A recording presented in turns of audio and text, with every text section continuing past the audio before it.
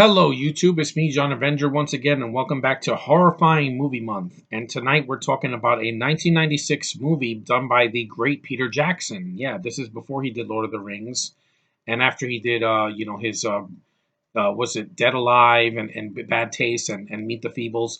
This is one of his mid '90s films. This didn't do well at the box office, and it's Michael J. Fox's last film appearance in person on camera for a while, and that is The Frighteners. This is the director's cut, but I'll get to that, in a little bit.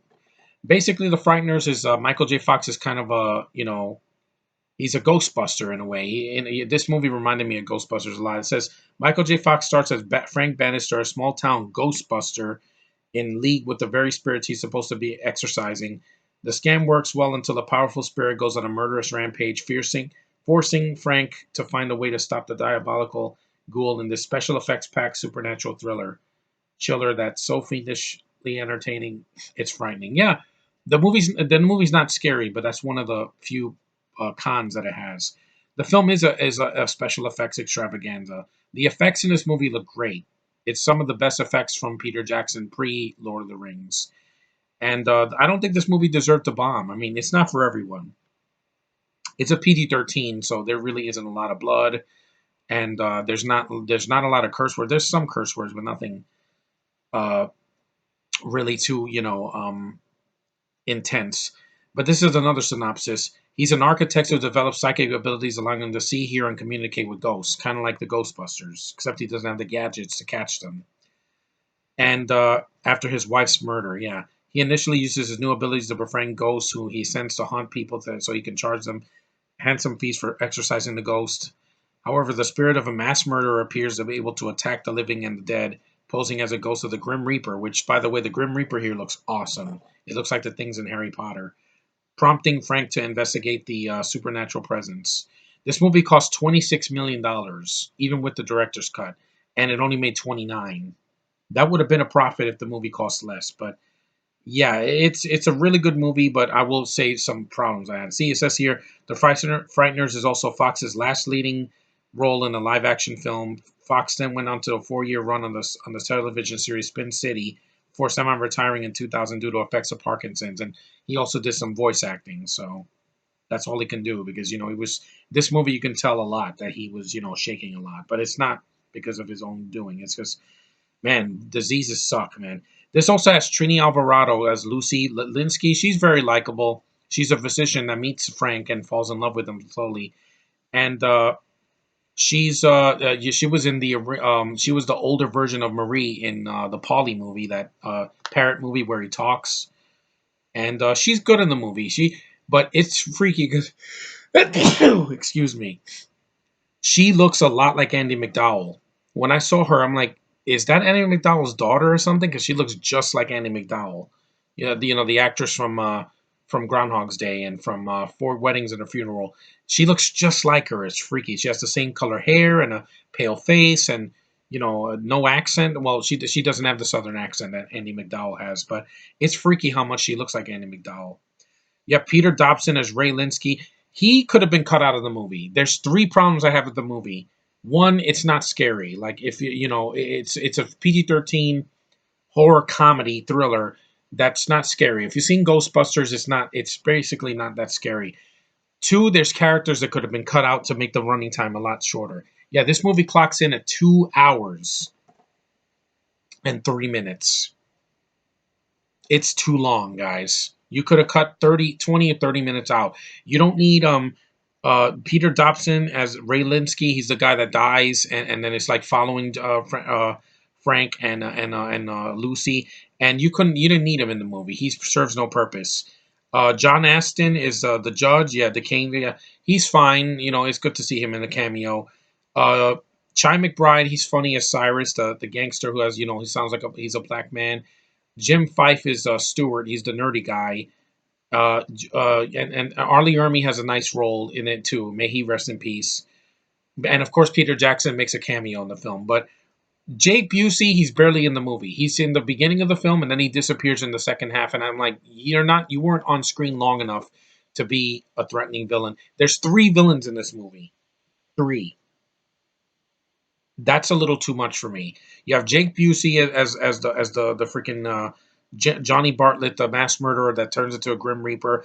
Then you have Dee Wallace Stone, who in the beginning she's getting haunted, and she has a mental illness, and she's a villain with a shotgun. And then you have Jeffrey Combs as Milton Dammers, who he's just weird and he has like burns on his body, and I'm like, it's a little too much for me. Like these three villains just don't work for me.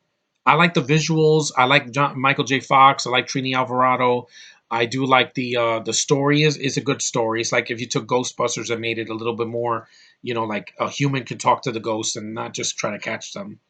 It's got a good premise, and the film looks great. It's filmed in New Zealand, so you got some great shots of the grass and everything in the cemetery. The effects look great. There's some wonky CG at the end, but it's fine. But like I said, you could make the movie shorter, make it 95 minutes. The original cut of this movie was an hour and 40 minutes. That's all you needed. You did not need the extra 14 minutes or 13 minutes. It just makes the movie drag a bit, and I can see why audiences kind of stood away. It was a box office disappointment because of Independence Day. That movie's long, but it's got a lot of action.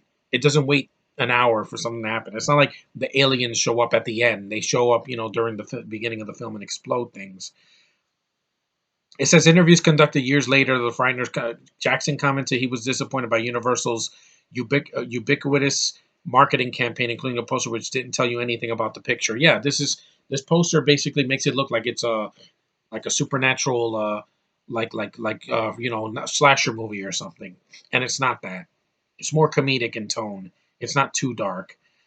He also believed it was the primary reason for the film was not a financial success because they marketed it all wrong. Yeah, but despite that, it says the Frighteners tone made it hard to pigeonhole and sell. Yeah, because with Ghostbusters, it's paranormal investigators catching ghosts. Simple, and there's not three villains in the movie. Here, it's like Ghostbusters, but you have to mix it with other things that some work and some don't. The comedic tone is like Ghostbusters, but then having three villains is like a bad DC or Marvel movie, and also the pacing is a little bit off in the middle. Like it just drags. There's scenes that could have been shortened or cut out entirely, and it's that's what bothered me in the movie. It still is a good movie done by Peter Jackson. Like he knows the technical stuff works fine, the actors are fine mostly. That New Zealand lady with the pink outfit, she could have been cut from the movie. She dies and then she gets sucked into a portal and you never see her again. So that was a pointless character. But it is a visually stunning movie. If you want to see something in Halloween that's really good looking, and you have good performances, some fun humor when it's there, great visuals, a story that works, but it has some flaws. Like I had some problems with how long it was. It could have been easily an hour and 30 minutes, or an hour and 40. It didn't need to be 2 hours. Just because Peter Jackson does long movie doesn't mean everything needs to be Lord of the Rings running time. The running time of that. The original DVD, yeah, it's probably like an hour and 40. Yeah, and I think if you want to see this film for the first time, I would go for the shorter version, just so that you can get a taste of the movie. And it's not like this is an unrated version. No, it's just a little longer. That's all I notice about it. The extent the theatrical cut's an hour and 50, but with the end credits, it's probably an hour and 43. That's a lot shorter.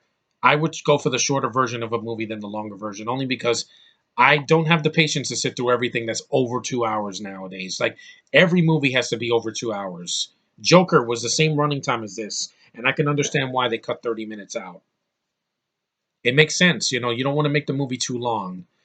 And this felt long in places, especially in the third act. But Michael J. Fox is good in the film. He holds the movie together. Trini Alvarado's very beautiful, good actress. I wish she had done more besides Paulie and some television. And I like the actors in it. Jeffrey Combs is a good actor, but he's just there. He's just there to be weird. Chai McBride is good, and the other guy that plays Stewart.